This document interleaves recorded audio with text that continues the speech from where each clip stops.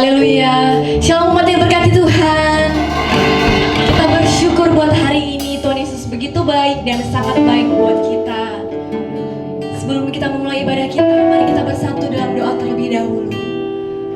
Terima kasih Tuhan Yesus. Sungguh kami bersyukur, sungguh kami bangga memiliki Allah seperti Engkau. Engkau yang selalu menemani Tuhan setiap langkah kami Tuhan, yang tak pernah meninggalkan Tuhan sedetik pun dalam kehidupan kami Tuhan. Kini kami mau kembali Tuhan, memuji dan memuliakan nama-Mu Tuhan. Hadirlah Engkau Tuhan dimanapun kami berada Tuhan. Terima kasih Yesus. Segala pujian hormat kami kembalikan semua kepada Engkau. Haleluya. Sama-sama kita katakan amin. Haleluya. Mari kita semua bangkit berdiri, saudara yang ada di rumah. Kita memuji Tuhan.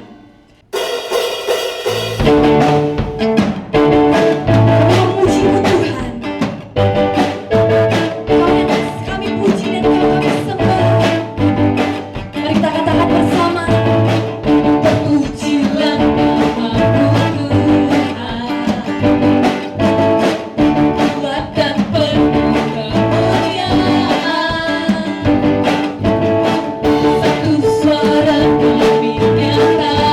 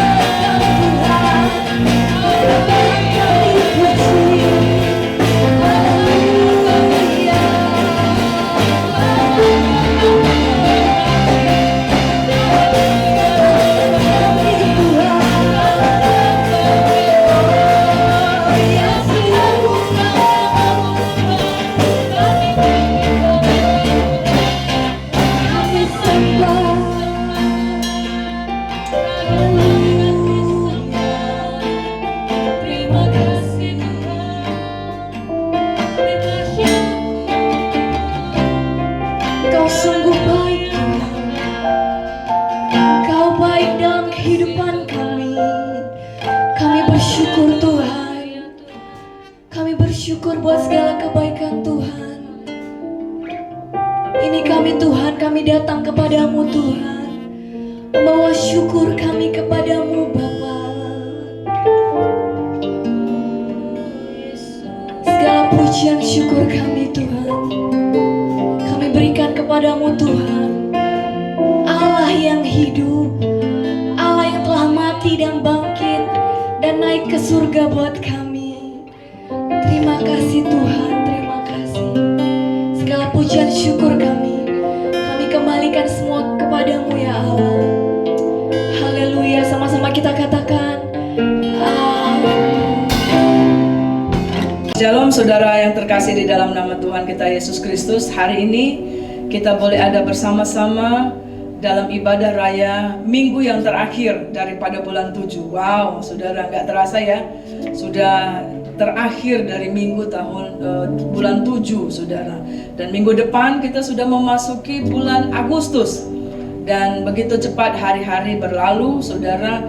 Dan di dalam semuanya itu Tuhan tolong kita, Tuhan memberkati kita, memberikan kelegaan, memberikan semangat.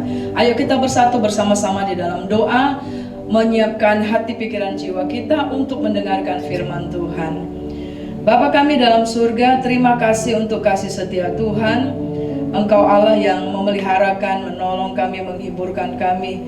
Kami ada pada hari ini semua karena anugerah-Mu. Kalau kami boleh bersama-sama Tuhan untuk dapat beribadah di tempat kami masing-masing, Tuhan Yesus, di dalam ibadah raya minggu yang keempat daripada bulan Juli 2020. Terima kasih Tuhan buat kesehatan, terima kasih untuk pemeliharaan Tuhan, terima kasih untuk kasih sayang Tuhan, terima kasih buat semangat yang selalu baru, terima kasih untuk setiap nafas kehidupan, perlindungan Tuhan bagi kami, keluar dan masuk kami.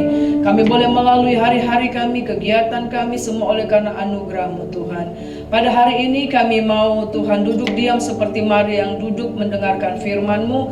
Kami tundukkan hati, pikiran, jiwa kami. Roh Kudus, singkapkanlah mata rohani kami dari segala selubung, sehingga kami boleh mengerti firman Tuhan. Dan telinga kami Tuhan dan hati kami ya Tuhan, setiap firman Tuhan akan menjamah setiap orang Tuhan, dan tidak akan ada pernah yang kembali dengan sia-sia. Dari rumah Tuhan akan keluar pengajaran, dan bangsa-bangsa berduyun-duyun datang ke rumah-Mu memuji dan menyembah-Mu. Terima kasih Tuhan, kami buka hati kami, berfirman-Lah ya Tuhan, karena firman itu adalah Engkau sendiri. Dalam nama Yesus kami syukur dan berdoa, haleluya, amin. Saudara yang terkasih di dalam nama Tuhan Yesus Kristus, pada hari ini adalah minggu yang terakhir daripada bulan Juli. Luar biasa pertolongan Tuhan bagi kita semua, bagi bangsa dan negara kita. Walaupun kalau kita lihat dari hari ke hari kasus positif COVID-19 itu sudah menembus 15,4 juta jiwa seluruh dunia, saudara. Dan kita tahu di dalam wabah yang sedang beredar bahkan di seluruh dunia, termasuk di mana kita berada pada saat ini di Indonesia. Tetapi saudara, mari bersyukur bahwa sampai saat ini kita masih bisa bernafas, kita boleh dalam keadaan sehat semua karena anugerah Tuhan. Sebab itu ayo beribadah dengan sungguh-sungguh, ayo dengar firman Tuhan dengan sungguh-sungguh. Nah saudara yang terkasih di dalam nama Tuhan, kalau minggu yang lalu kita belajar saudara, untuk kita mengerti bahwa Tuhan bertanya kepada kita sampai sejauh mana kita mengenal Dia sebagai Tuhan dan Juru Selamat. Ada orang-orang yang datang kepada Tuhan hanya karena meminta Yesus adalah sosok yang hanya memenuhi kebutuhannya. Ada orang yang datang dan mengenal Yesus itu hanya karena rutinitas saja, sebagai agamawi saja, sehingga segala sesuatu yang terjadi di dalam hidupnya itu dia tidak merasakan kehadiran Tuhan, tapi satu kebetulan saja. Ada orang-orang yang mengenal Tuhan itu dengan melihat hadirnya Allah di dalam karyanya. Orang-orang bisa melihat karya Tuhan melalui alam semesta. Orang-orang bisa melihat dari mujizat yang terjadi dalam hidupnya, dalam karyanya. Dan Tuhan meminta kita untuk, oleh karena itu, untuk setiap orang untuk menghitung berkat yang Tuhan berikan dan bersyukur untuk semuanya itu. Tetapi Tuhan tidak mau kita ada dalam level itu, saudara. Tapi Tuhan mau kita akan masuk ke dalam level berikut, yaitu kita menyadari bahwa Yesus adalah roh adanya, bahwa Yesus adalah Allah yang diam di dalam kita, bahwa Yesus adalah Allah yang bersama dengan kita, Allah yang ada di dalam kita. Dia adalah roh dan kebenaran, ya.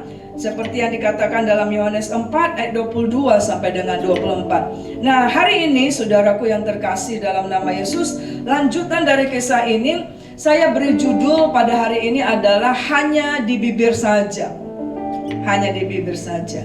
Nah, saudara yang terkasih dalam nama Tuhan Yesus, kalau ada orang yang mengasihimu tetapi dia hanya mengatakan I love you, aku mengasihi engkau, tapi itu holang di bibir.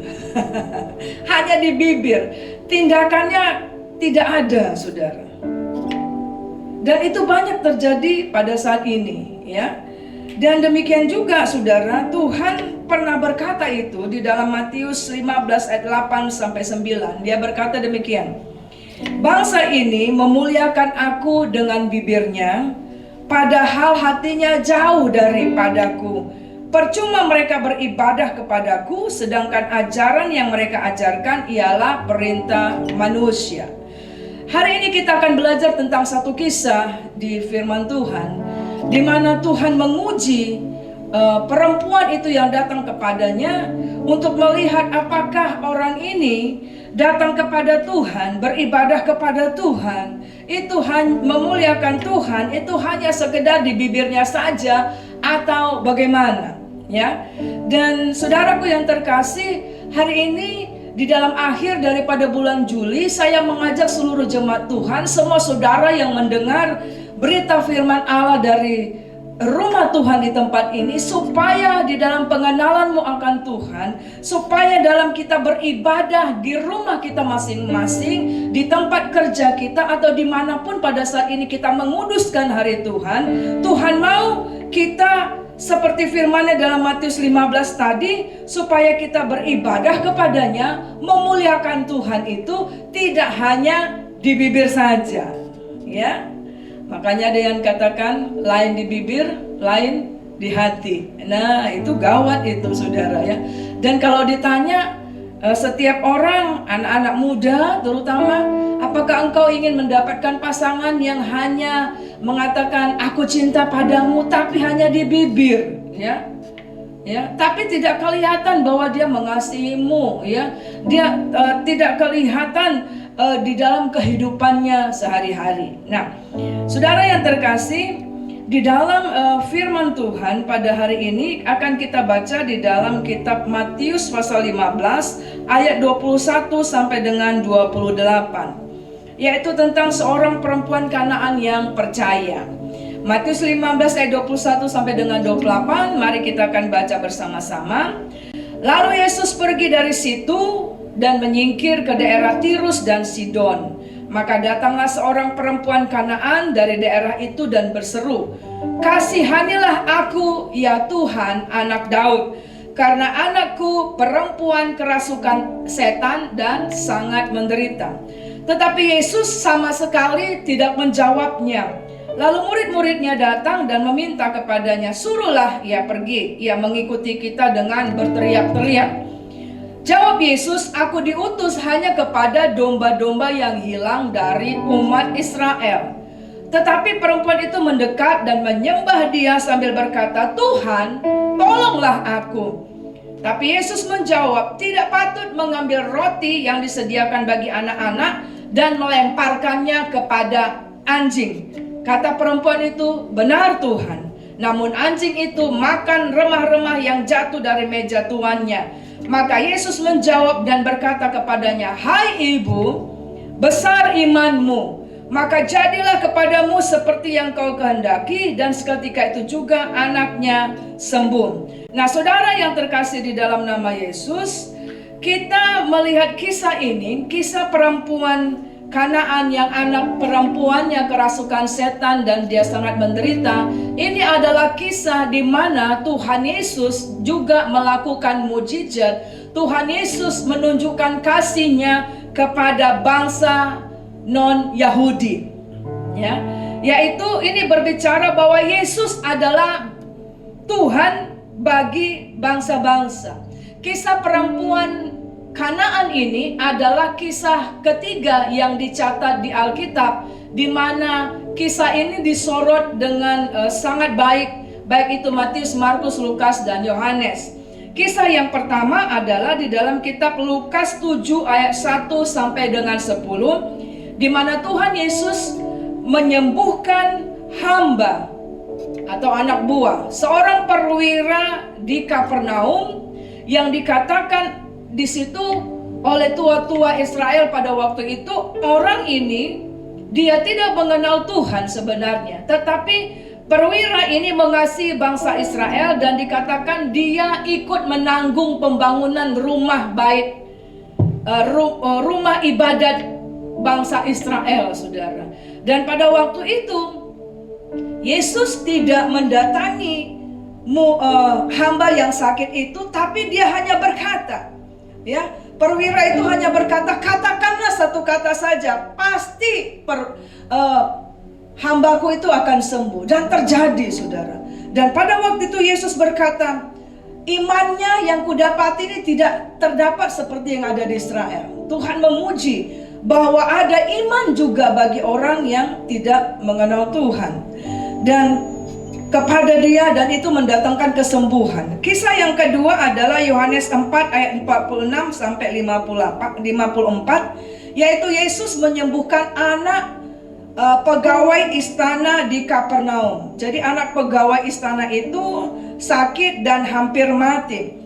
Tetapi Yesus juga tidak mendatangi anak yang sakit itu atau meletakkan tangan seperti kasus yang biasa kita baca dalam firman Tuhan. Ya, dan dia hanya berkata, pulanglah, percayalah, anakmu itu sudah sembuh.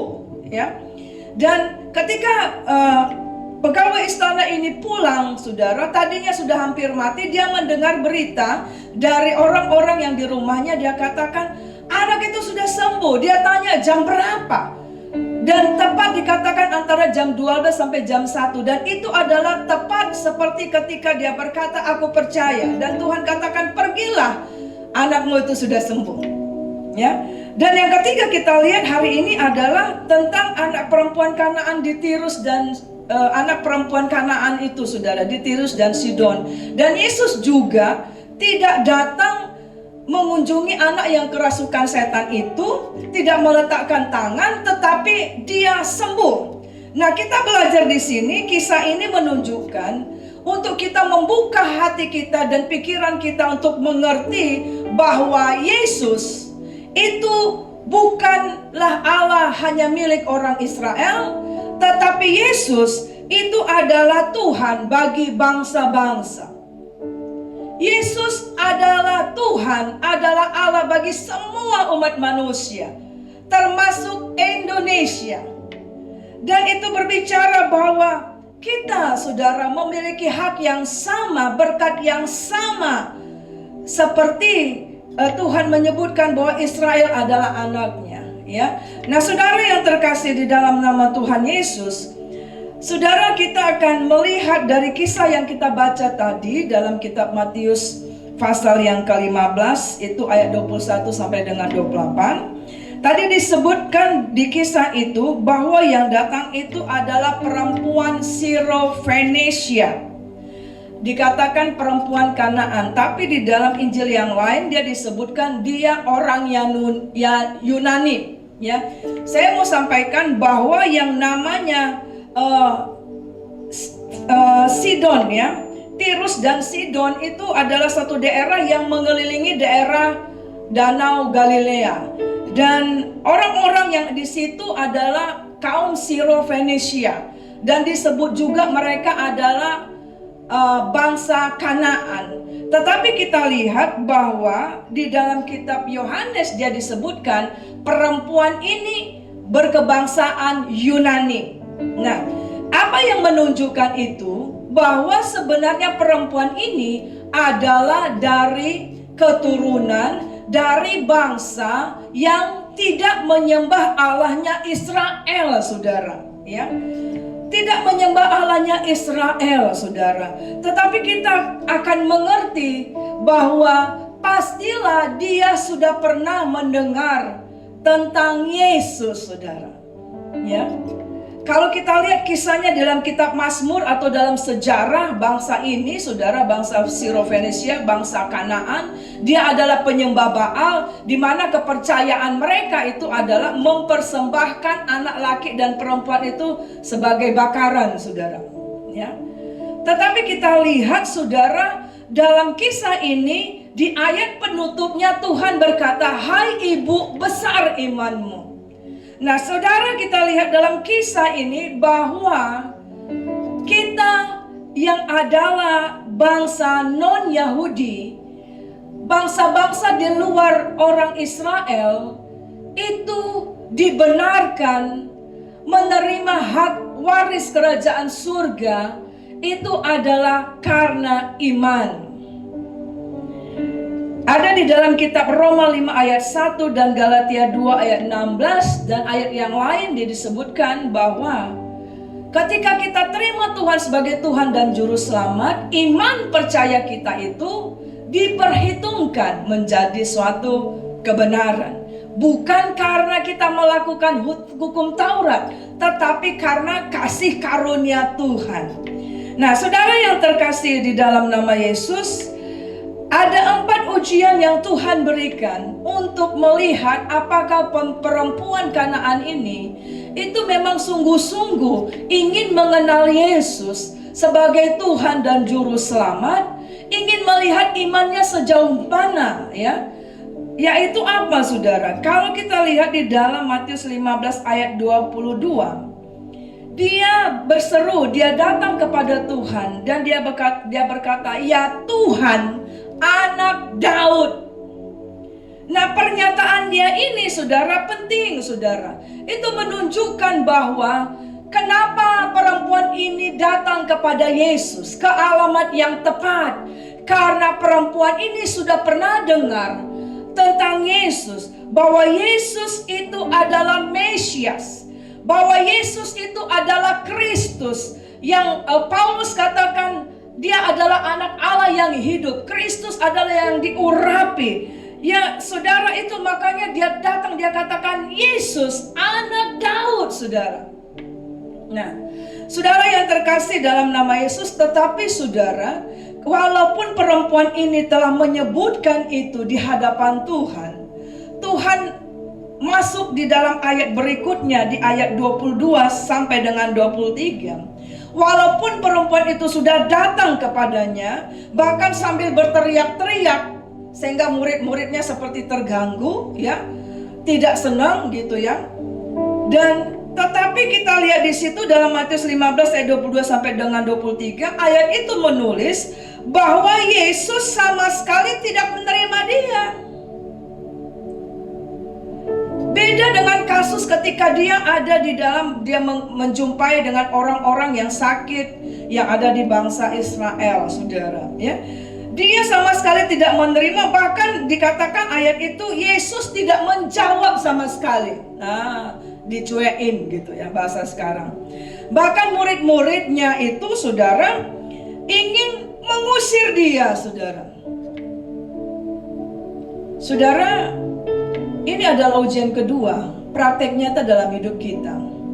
Mungkin kita tahu bahwa Yesus adalah Mesias, Yesus adalah Tuhan, Yesus adalah anak Allah, Yesus adalah yang sanggup menjawab doa kita, Yesus adalah Tuhan bagi bangsa-bangsa.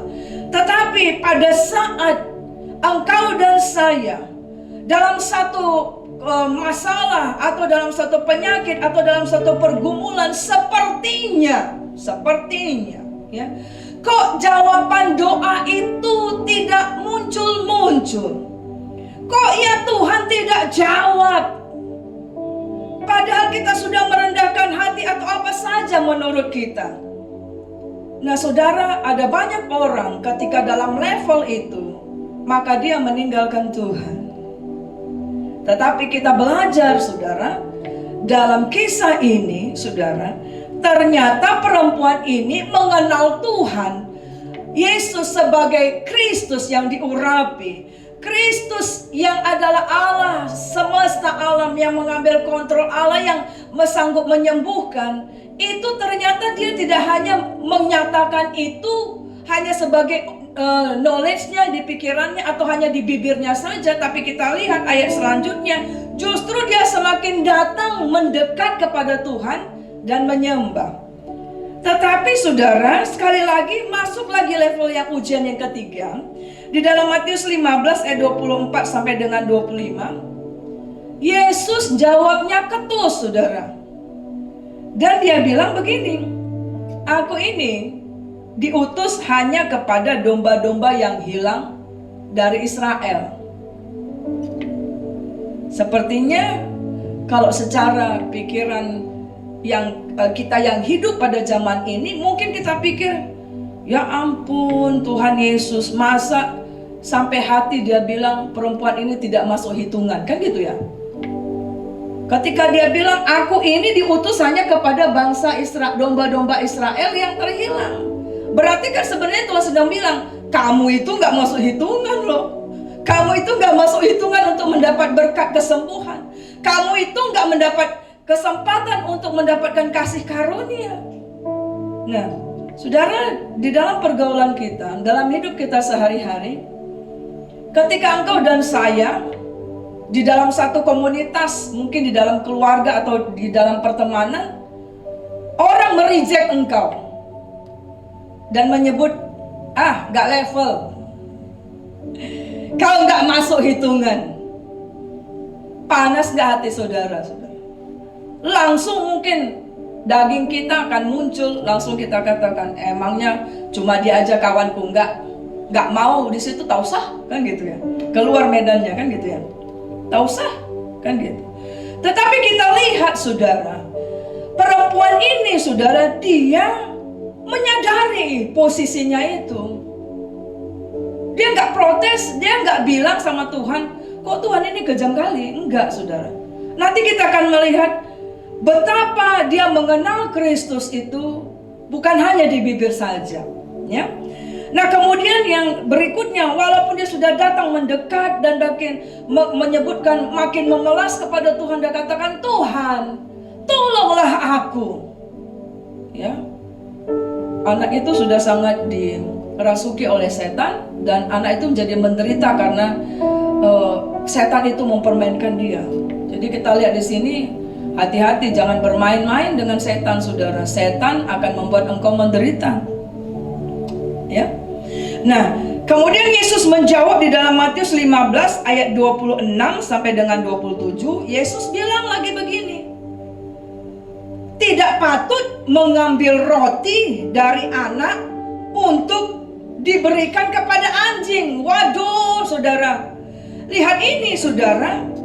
Dia bukan hanya sepertinya disebut tidak masuk hitungan, tapi yang keempat ini Tuhan sepertinya semakin merendahkan dia dan semakin menyatakan engkau tidak layak. Bahkan disebutkan bahwa engkau itu hanya seperti anjing. Anjing yang dimaksud di sini kalau kita baca kitab aslinya bukan anjing liar, tapi anjing peliharaan. Waduh, saudara. Tapi ketika kita baca ini, saudara, saya juga merenungkan, kenapa Tuhan Yesus menyebut itu anjing? Ya, di rumah kami dalam masa-masa COVID ini, akhirnya kami pelihara seekor anjing kecil. Sekarang usianya sudah 2 bulan. Dan kita belajar dari kisah ini, anjing itu begitu setia, saudara, kepada tuannya. Ya, anjing itu setia, saudara, dibanding hewan yang lain, saudara. Dan saudara tahu kenapa Tuhan Yesus mengatakan tidak baik memberikan roti yang harusnya untuk anak kepada anjing. Saya melihat bahwa anjing kami ini, saudara, namanya Ciro. Di antara ruangan yang dia sukai adalah ketika kami kumpul di meja makan, saudara. Ketika kami sudah kumpul di meja makan, pasti dia akan teriak-teriak, kaing-kaing, saudara.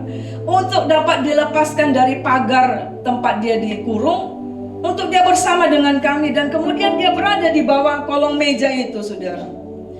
Dan dia akan sigap, saudara, kalau ada satu saja, apa saja yang yang lepas, yang terjatuh dari meja kami, ya, tanpa sadar, saudara, itu cepat banget dia menangkap, mengambilnya. Sehingga anak-anak pada sibuk. Kenapa? Karena dia nggak boleh makan sembarangan. Sudah senewen semua. Waduh, makan apa, tolong. Dan ketika yang dimakannya itu bukan makanannya, saudara, anak-anak sibuk mau mengangkat dia, suruh buka mulutnya untuk diambil. Dia nggak mau, saudara. Nah, kita lihat dari kisah ini bahwa itu yang sedang Tuhan sampaikan, bahwa engkau adalah sepertinya anjing peliharaan. Ini Tuhan sedang berbicara yang sangat dalam kepada kita, bahwa betapa kita, kalau kita menyembah Tuhan, mengenal Tuhan, bukan hanya di bibir, Tuhan mau mengatakan kita harus setia. Kita harus menunjukkan seperti anjing ini ada lapar dan haus akan hadiratnya. Lapar dan haus akan setiap makanan firman Tuhan, seperti seekor anjing peliharaan itu. Apa saja yang dari meja Tuhan itu gak sabar dia menunggu. Dan begitu jatuh makanan itu, saudara, cepat banget dia menangkap, dan dia tidak mau melepaskan berkat itu. Nah, apa yang kita belajar di sini, saudara? Bahwa Tuhan sedang mengajarkan dari kisah ini, yaitu bahwa kita harus naik level, jangan hanya beribadah, mengenal Tuhan, itu hanya di bibir kita saja. Kita menyebut Yesus Tuhan, hanya di bibir. Tapi kedalaman kita, roh kita, tidak mengenal dia, saudara. Jiwa kita, ya. Makanya yang pertama adalah kita belajar di sini, ayo mengenal Yesus Kristus. Bahwa dia adalah Mesias, anak Allah yang hidup, dan dia adalah juga roh dan kebenaran. Saya akan bacakan dalam kitab Yohanes 4 ayat 22-24. Dia katakan begini. Ini adalah perkataan Yesus kepada perempuan Samaria. Ingat, perempuan Samaria juga itu adalah orang yang tidak masuk hitungan dalam bangsa Israel, orang yang disebut kafir. Tetapi Yesus dikatakan ayat itu dalam Yohanes 4, dia harus melintasi Samaria untuk bertemu satu orang perempuan ini juga yang tidak dalam bangsa Yahudi, saudara. Tetapi kita lihat, inilah perkataan Yesus kepadanya. Yohanes 4 ayat 22-24 berkata, kamu menyembah apa yang tidak kamu kenal. Kami menyembah apa yang kami kenal, sebab keselamatan datang dari bangsa Yahudi. Yesus berkata kepada perempuan Samaria itu bahwa memang kamu pergi, dia katakan kami menyembah, kami mengenal Musa, apakah engkau lebih besar dari dia, ya? Dan Tuhan katakan kamu memang sepertinya pergi ke gunung itu menyembah, tapi kamu sebenarnya nggak mengenal Allah yang kamu sembah itu.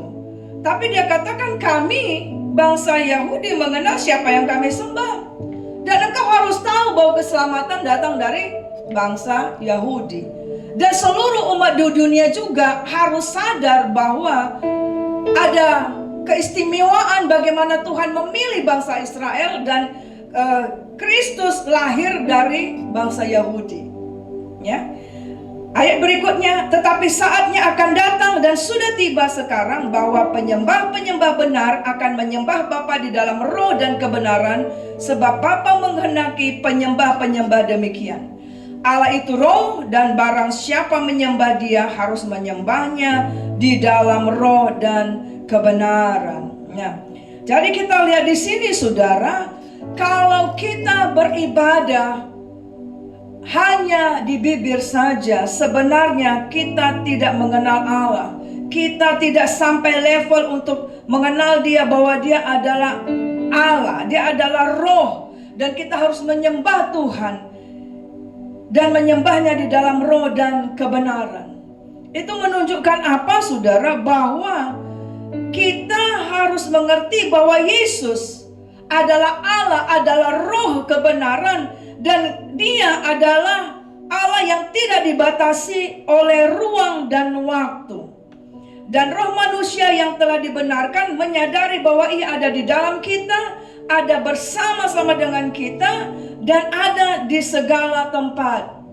Kalau kita melihat di dalam masa COVID ini adalah ujian bagi gereja Tuhan untuk melihat apakah orang datang beribadah karena hanya melihat gedungnya yang mewah, datang beribadah karena melihat ribuan orang datang ke situ, fasilitas luks, atau apa, saudara?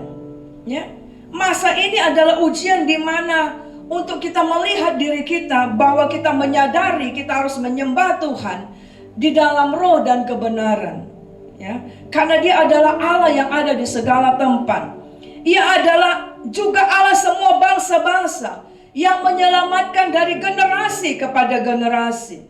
Nah, menyembah Allah di dalam roh dan kebenaran itu berarti juga apa, saudara? Bahwa tempat penyembahan itu tidak penting, saudara. Saya bukan berarti bahwa gedung gereja tidak penting, tetapi pembelajaran yang Tuhan bilang pada kita pada saat ini di dalam masa COVID ini adalah, yang penting adalah apakah engkau menyembah, engkau tahu tokoh yang engkau sembah itulah yang penting. Tokoh yang engkau sembah itulah yang menentukan kekekalan hidupmu. Nah, yang kedua Tuhan mengajarkan kita melalui kisah perempuan Kanaan ini adalah bahwa mari mengenal Yesus, bahwa kenapa dia, saudara, perempuan ini, walaupun dia tidak diterima, walaupun dia tidak dijawab, walaupun dalam kisah itu dia sepertinya mau diusir, saudara, tetapi dia datang di dalam Matius 15 ayat 22 dikatakan, kasihanilah aku. Dia sedang berbicara hakikat Yesus sebagai Kristus dan Mesias. Artinya ini sedang menyatakan kepada kita dan saya dan saudara bahwa Yesus adalah Allah yang penuh belas kasihan, dan Allah yang belas kasihannya itu tidak terhingga. Jadi saudara, kalau Tuhan Yesus menyatakan bahwa dia tidak diterima, itu bukan berarti bahwa Yesus sedang kejam, tapi sedang melihat perempuan ini. Mengerti nggak dia? Walaupun aku tidak mendatangi dia, walaupun aku sepertinya ada sikap untuk tidak menerima dia, apakah dia mengerti bahwa aku adalah Allah yang penuh belas kasihan? Hakikatku itu adalah kasih yang tidak terhingga. Dan itulah yang membuat perempuan ini, artinya walaupun dia di-reject, walaupun dia tidak diterima, walaupun dia tidak dijawab, tapi dia terus berkata, kasihanilah aku. Saudara, mungkin ada doamu yang tidak dijawab dari beberapa puluh tahun sampai sekarang. Tapi tahukah engkau bahwa Allah itu Allah yang penuh belas kasihan, yang akan memberi tepat pada waktunya. Ada ayat di firman Tuhan begitu banyak. Ketika dia akan menyembuhkan orang lain, ketika dia akan melakukan mujizat, selalu dia katakan, selalu ayat itu berkata, hatinya tergerak oleh belas kasihan. Saya akan membacakan beberapa ayat saja. Matius 9 ayat 36 berkata, melihat orang banyak itu, tergeraklah hati Yesus oleh belas kasihan kepada mereka, karena mereka lelah dan terlantar seperti domba yang tidak tergembala. Saudara, nanti kalau kita akan lihat lanjutan dari kisah perempuan Kanaan ini, saudara, ayat Matius 15 ayat 29 sampai dengan 31, Yesus menyembuhkan banyak orang sakit di daerah situ juga, saudara. Jadi saudara, sebenarnya yang Yesus lakukan itu bukan untuk menunjukkan dia tidak berbelas kasihan, tapi adalah untuk melihat ini perempuan ini menyembah aku hanya di bibir saja atau bagaimana, ya. Di dalam Matius 15 ayat 29 sampai 31, begitu banyak orang yang dibawa kepada Yesus setelah kisah perempuan Samaria ini. Di daerah pinggiran itu juga, saudara, ya. Dan dikatakan ayat itu, ia menyembuhkan mereka semua. Seberapa banyak yang datang dengan lumpuh, dengan timpang, dengan penyakit apapun, dikatakan semua Tuhan sembuhkan. Ya. Dan dikatakan mereka memuliakan Allah Israel. Nah, saudara, kenapa ayat itu dikatakan mereka memuliakan Allah Israel? Karena mereka adalah bangsa non-Yahudi.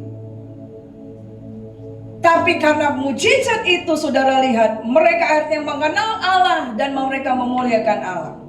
Nah, setelah kisah Yesus menyembuhkan itu, masuk lagi bagi bangsa-bangsa yang tidak mengenal itu, saudara, Yesus memberi makan 4.000 orang, hanya laki-laki saja, tidak termasuk perempuan dan anak, dikatakan itu, ya.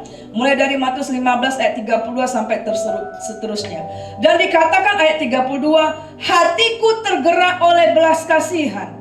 Aku tidak mau menyuruh mereka pulang dengan lapar, nanti mereka pingsan di jalan. Saudara lihat gak, saudara? Yesus bilang, aku gak mau suruh mereka pulang. Udah 3 hari mereka ikut aku, ya. Nanti di jalan mereka pingsan pula dan terjadi mujizat. Dan itu adalah mujizat yang dilakukan Tuhan di daerah sekitar perempuan Kanaan itu. Itu makanya saudara lihat bahwa perempuan itu dengan teguh dan dia datang kepada Tuhan dengan perkataan yang pertama, kasihanilah aku, ya anak Daud. Kemudian yang ketiga, saudara, adalah kita akan belajar di dalam kisah ini bahwa ternyata bahwa Yesus, kita harus mengenal Yesus, bahwa Yesus adalah Allah bagi bangsa-bangsa. Ya. Di dalam kitab Roma 11 ayat 11 sampai dengan 24, saya akan bacakan beberapa bagian dari Roma 11 ini, yaitu ayat 17, 18 dan 20, berkata demikian. Karena itu apabila beberapa cabang telah dipatahkan dan kamu sebagai tunas liar telah dicangkokkan di antaranya dan turut mendapat bagian dalam akar pohon zaitun yang penuh getah, janganlah kamu bermegah terhadap cabang-cabang itu. Jikalau kamu bermegah, ingatlah bahwa bukan kamu yang menopang akar itu, melainkan akar itu yang menopang kamu. Sebab itu perhatikanlah kemurahan Allah, juga kekerasannya, yaitu kekerasan atas orang-orang yang telah jatuh, tetapi atas kamu kemurahannya. Jika tidak, kamu pun akan dipotong juga. Tetapi mereka pun akan dicangkokkan kembali jika mereka tidak tetap dalam ketidakpercayaan mereka, sebab Allah berkuasa untuk mencangkokkan mereka kembali. Nah, apa maksudnya ini, saudara? Ketika bangsa-bangsa lain mempunyai iman, maka saudara lihat tadi kisah yang dicantumkan itu dalam 3 kisah kepada bangsa non-Yahudi. Selalu di dalam kisah penutupnya Yesus berkata, baik itu kepada hamba perwira yang disembuhkan, baik itu kepada anak pegawai istana yang disembuhkan, baik kepada perempuan Kanaan ini, mereka contoh-contoh orang adalah bangsa lain. Selalu disebutkan, hai ibu, hai bapak, hai anak, imanmu menyelamatkan engkau. Besar imanmu, besar imanmu. Nah, itu berbicara apa? Bahwa bangsa-bangsa non-Yahudi, kita termasuk, itu adalah carang yang dicangkokkan di dalam satu tubuh, di dalam Kristus adalah pokok anggur. Sehingga baik bangsa Israel dan kita bangsa-bangsa yang telah dibenarkan karena iman kepada Tuhan menjadi satu DNA, yaitu DNA Kristus, saudara. Nah, itu berarti bahwa punya hak yang sama mendapatkan kasih karunia Allah, yaitu keselamatan yang kekal, mendapatkan hak yang sama, yaitu karyanya, mujizatnya, berkatnya, berkat Abraham, saudara. Dan tetapi ayat itu berkata, itu makanya perempuan ini, walaupun Yesus berkata, engkau gak masuk hitungan, engkau bukan orang Yahudi, ya. Aku hanya diutus kepada bangsa domba-domba Israel. Artinya Tuhan bilang kau gak masuk hitungan. Kemudian dia direndahkan seperti anjing peliharaan, bukan anak. Tetapi Tetapi dia mengerti ayat ini, saudara, yaitu bahwa aku memang seperti itu. Aku ini adalah carang cangkokan. Jadi kalau aku juga bermegah itu hanya karena kasih karunia. Artinya bahwa Allah itu punya otoritas dan kedaulatan dalam hidupku.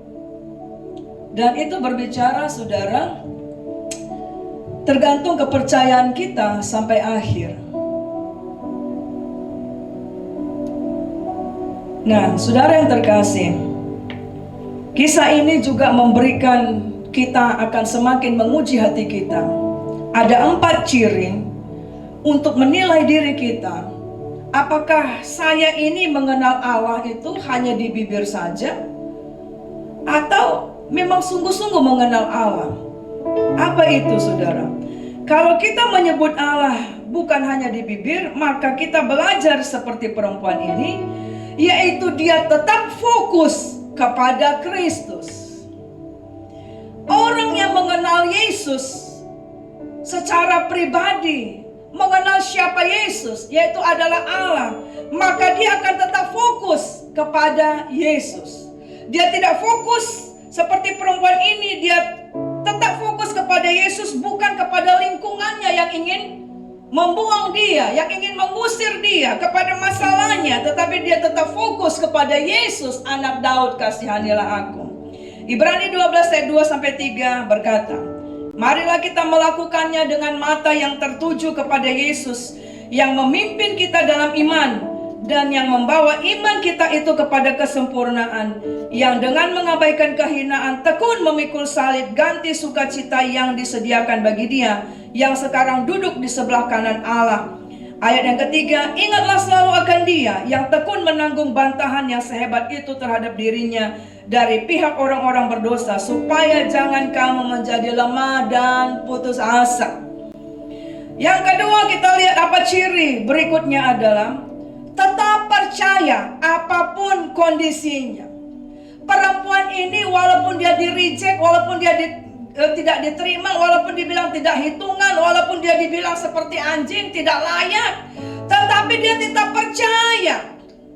Kondisi apapun yang dialami dia tetap percaya. Nah, kita baca, saudara, dalam 2 Timotius 1 ayat 12, itulah sebabnya aku menderita semuanya ini, tetapi aku tidak malu, karena aku tahu kepada siapa aku percaya, dan aku yakin bahwa dia yang berkuasa memeliharakan apa yang telah dipercayakannya kepadaku hingga pada hari Tuhan.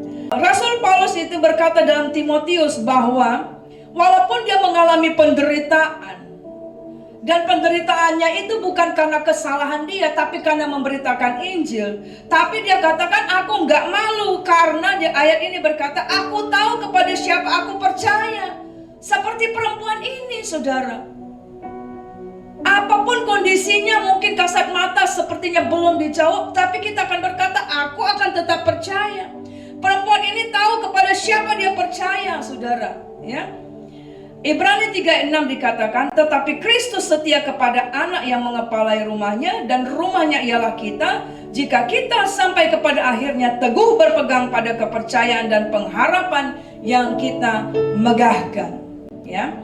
Kemudian yang ketiga, ciri berikut adalah tetap setia. Makanya Yesus mengibaratkan dia itu tidak layak engkau itu mengambil roti dan untuk diberikan kepada anak, maksudnya orang Israel itu yang berhak mendapat berkat, kok diberikan kepada kamu, dan karena kamu itu hanya sebagai anjing saja yang dapat remah-remah, yang sisa-sisanya. Tapi saudara, lihat sikap perempuan ini, dia tetap setia, dia tidak pergi meninggalkan Tuhan, dia tidak membelakangi Tuhan. Justru ayat itu berkata dia semakin mendekat, dia semakin menyembah kepada Tuhan, dan dia berkata, Tuhan tolong aku.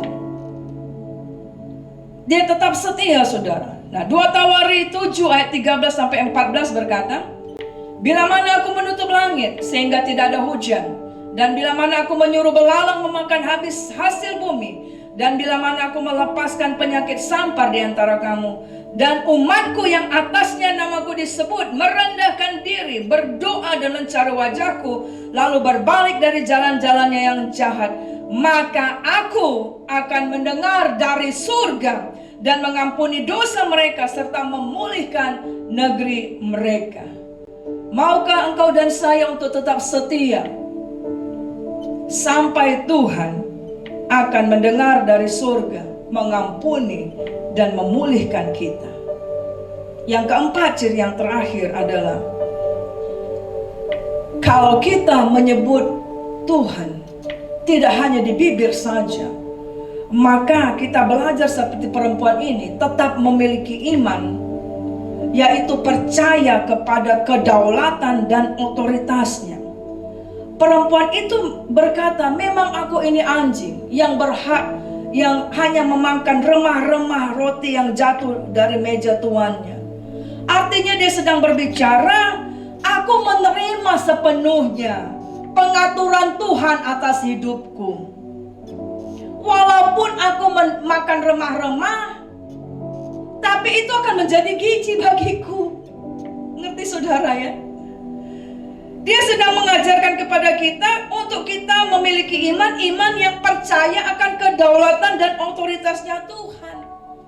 Seperti di dalam kitab Yesaya 55 ayat 8-9 berkata demikian. Sebab rancanganku bukanlah rancanganmu, dan jalanmu bukanlah jalanku. Demikian firman Tuhan.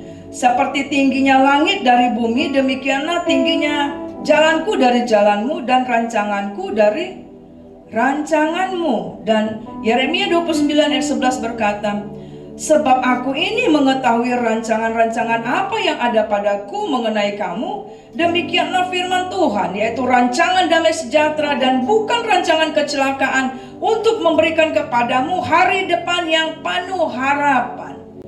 Perempuan ini percaya, saudara, bahwa walaupun aku ini tidak dianggap layak, aku ini direndahkan, aku ini tidak dijawab, aku ini sepertinya mau diusir, tidak masuk hitungan, aku ini hanya untuk dapat remah-remah yang dari meja tuannya, tetapi aku percaya pengaturan Tuhan atas hidupku.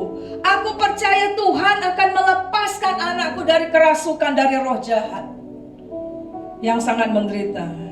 Dan kisah itu dikatakan bahwa anaknya disembuhkan, walaupun Yesus tidak datang menemui anak itu. Saudara lihat bahwa kuasa Tuhan bisa terjadi karena iman. Ketika kita berdoa di sini, engkau sedang mengalami penyakit, Tuhan sanggup menjamah engkau. Di sini Tuhan sedang mengajarkan kita kenapa bisa anak perempuan yang kerasukan setan itu sembuh. Karena dia Tuhan. Ngerti saudara ya? Kami pernah ketika kami masih ada di Jakarta, ada tugas saudara, tiba-tiba ada jemaat yang nelpon saudara, anak muda, dan dia katakan, ibu tolong, si Anu ini sedang kerasukan setan. Dia katakan seperti itu. Kami sedang makan saudara di meja makan dengan keluarga. Saya katakan ayo kita berdoa. Dan kami berdoa saudara. Kami doa di Jakarta, Tuhan menjamah dia di Medan. Dan Tuhan lepaskan dia dari kerasukan setan. Dan pernah lagi saudara ketika kami berdoa, ada seorang ibu, dia mengalami masalah dengan anaknya saudara. Anaknya tiba-tiba teriak-teriak, nggak bisa menguasai diri. Dan dia berkata, ibu doakan, mari kita doa, saya katakan. Kita berdoa di dalam nama Yesus. Dan anaknya itu saudara di sana saudara ya. Kami di rumah, dia di rumahnya sana, dan cukup jauh jaraknya. Anaknya dijamah oleh Tuhan, dia dilepaskan saudara. Di sini Tuhan sedang mengajarkan saudara bahwa kenapa itu bisa terjadi. Karena hai murid-muridku, lihatlah bahwa aku ini adalah Tuhan. Dan Tuhan bagi bangsa-bangsa. Nah, oleh karena itu saudara, kita akan tutup di dalam Wahyu 7 ayat 9. Karena Yesus adalah Allah bagi bangsa-bangsa, itu mengingatkan engkau dan saya bahwa satu waktu nanti seluruh manusia di muka bumi ini akan menghadap tahtanya Tuhan. Itu makanya kenapa kita harus memberitakan Injil kepada orang yang belum percaya kepada Yesus. Karena nanti semua suku, kaum dan bahasa itu bermuaranya hanya kepada Allah yang satu, saudara. Dan Allah yang satu itulah yang kita kenal. Karena Tuhan menyebutkan engkau harus menamakan dia Yesus. Engkau harus menyebut dia Immanuel. Engkau harus menyebut dia apa, saudara? Bapa yang kekal, Raja damai, dan banyak sekali, saudara. Bersyukur kita mengenal, maka kenalkan Yesus. Karena dia walaupun dari berbagai suku, kaum, dan bahasa, dan agama, tradisi apapun, kalau dia tidak mengenal Yesus, satu waktu semua akan berdiri di hadapan tahta Tuhan. Wahyu 7 ayat 9 berkata, kemudian daripada itu, aku melihat sesungguhnya suatu kumpulan besar orang banyak yang tidak dapat terhitung banyaknya. Artinya seluruh permukaan bumi. Ingat minggu lalu Tuhan katakan, aku memperhatikan seluruh permukaan bumi. Nah, ini ayat ini berkata, aku melihat sesungguhnya suatu kumpulan orang banyak yang tidak terhitung banyaknya. Ya. Dari segala bangsa dan suku dan kaum dan bahasa berdiri di hadapan tahta dan di hadapan anak domba.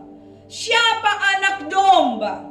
Anak domba berbicara bahwa korban pengampunan dosa hanya ada di dalam nama Yesus di kayu salib. Semua umat manusia akan berdiri diperhadapkan, kenal Tuhan apa enggak. Lalu dikatakan ayat itu, mereka memakai jubah putih dan memegang daun-daun palem di tangan mereka.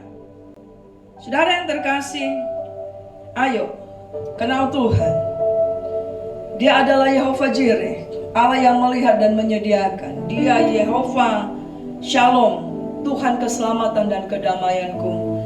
Dia Yehova Shammah, Tuhan yang hadir di situ. Tuhan hadir di segala tempat. Ya. Minggu lalu katakan, mata Tuhan ada di segala tempat, mengawasi orang baik dan orang jahat.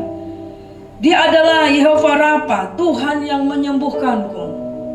Lihat dalam kisah ini, saudara, kisah perempuan Kanaan ini, hamba perwira itu, anak pegawai istana.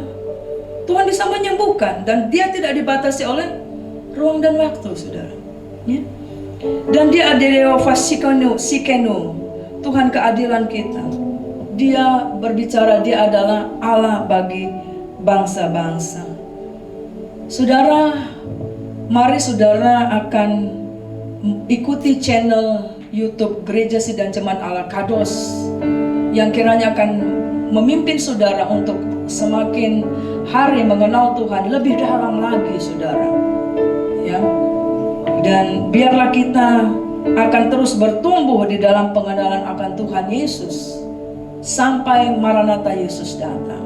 Haleluya. Saudara, kita punya Tuhan yang besar, yang ketika dia bersabda di dalam firman-Nya dan dia sanggup menepati.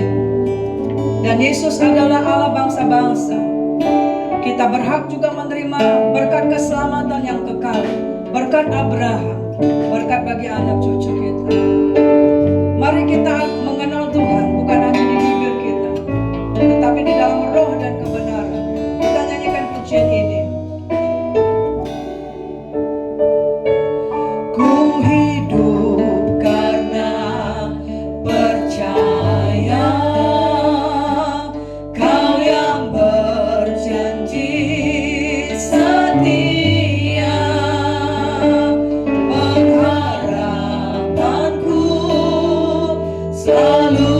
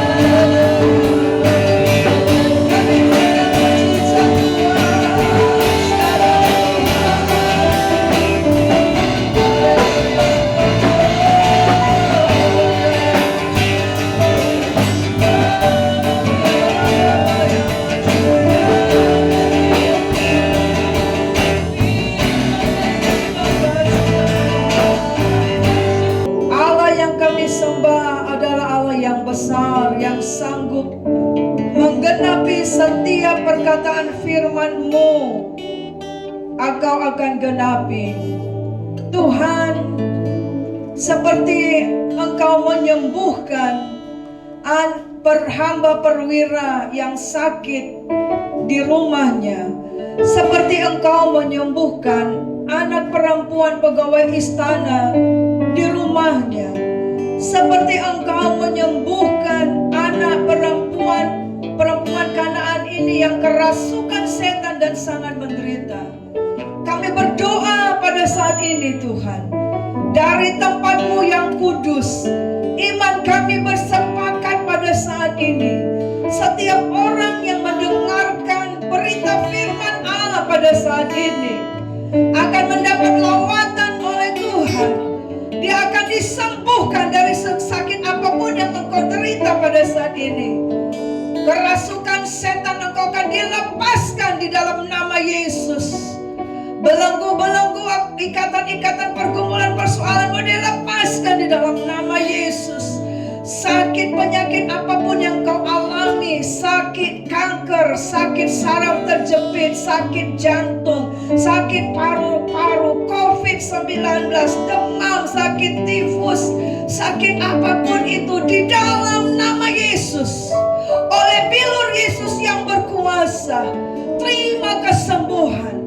Yang lumpuh berjalan, yang buta melihat, yang timpang berjalan, engkau disembuhkan pada saat ini. Terjadilah mujizat bagimu pada saat ini. Tuhan buka jalan bagi pergumulan dan persoalanmu dalam nama Yesus. Nikah rumah tangga dipulihkan di dalam nama Yesus. Hubungan suami istri dipulihkan, hubungan anak orang tua mertua dipulihkan dalam nama Tuhan Yesus. Kondisi Indonesia yang sedang kacau oleh COVID ini, ekonomi, kesehatan, pemerintahan dipulihkan di dalam nama Yesus.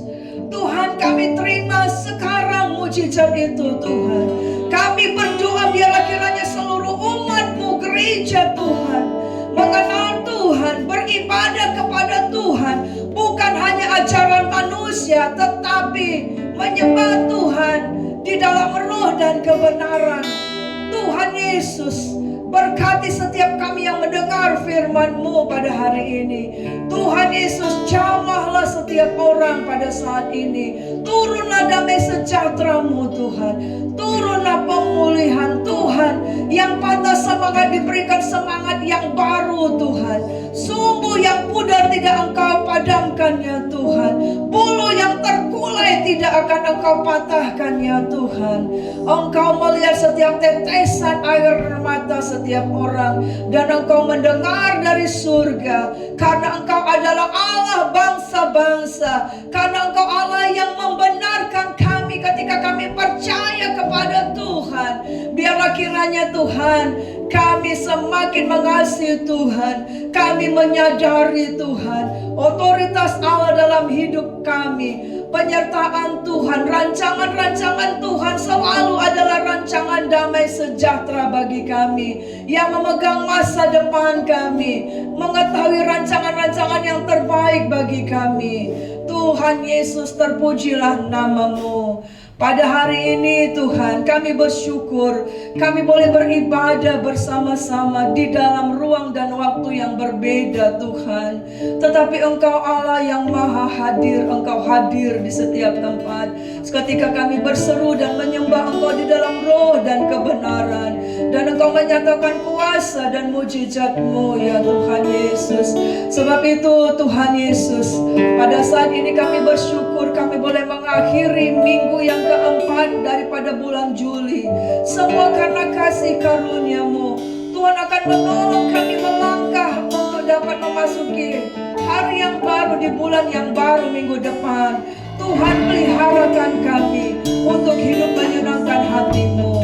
Terima kasih Tuhan. Kami mau berdoa seperti Tuhan ajar bagi kami pada saat ini. Bapa kami yang di surga, dikuduskanlah nama-Mu, datanglah kerajaan-Mu, jadilah kehendak-Mu di bumi seperti di surga. Berilah kami pada hari ini makanan kami yang secukupnya, dan ampunilah kami akan kesalahan kami, Seperti kami juga mengampuni orang bersalah kepada kami. Dan janganlah membawa kami dalam pencobaan, tapi lepaskanlah kami daripada